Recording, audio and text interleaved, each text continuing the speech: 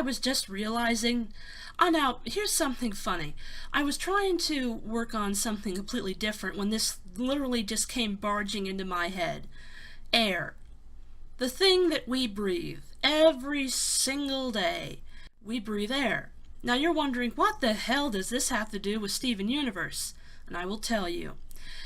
Where is the air coming from? Now, that's easy to figure out if you're on Earth. I'm talking about Homeworld. Where is the breathable oxygen for Steven and Lars coming from? That is a major factor. The gems don't need to breathe air. They don't.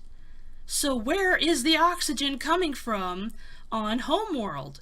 The only way that there would be oxygen is if there were some form of plant life or if they needed oxygen for something.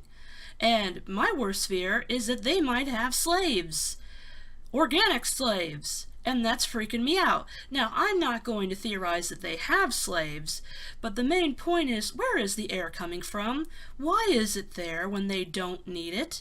And if you want to go further, other than Homeworld, you also have other factors, such as, why is there air at the zoo? I understand that a part of the zoo will need to have oxygen for the humans, but why the gems? Why is it that Steven could, and Greg, gotta remember Greg, were in the zoo, they were led through corridors until they got to that one location where they were thrown into the zoo, and yet they could breathe. There was no problem. And the third thing, which is actually a very early thing, is the moon base. How is it that Steven was capable of breathing in the moon base? How is there oxygen in the moon base?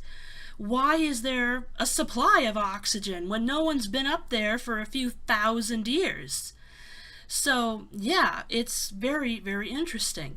Now, I honestly don't have any plausible reason why this could be taking place, other than that horrible idea that there could be slaves that need oxygen. But, we haven't had really any evidence of that yet, and hopefully that's not the case. But really, I want to know what you guys think. Why is there oxygen, breathable air, for humans or other organic life in places and on places that theoretically don't need it? The moon base, Homeworld, and an area where gems are, but not humans.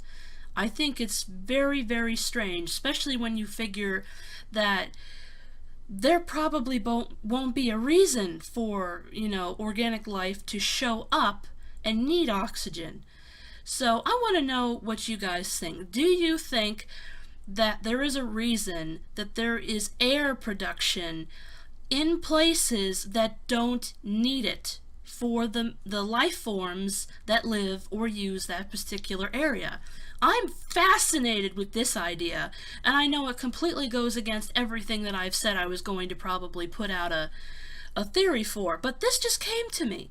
So yeah, what is your take on this? Why is there oxygen on Homeworld, on the moon base, and in places in the zoo? I am fascinated to know. I'm Rosetta Stone. Thank you so much for listening, and you've been watching 2D for Life. Ta!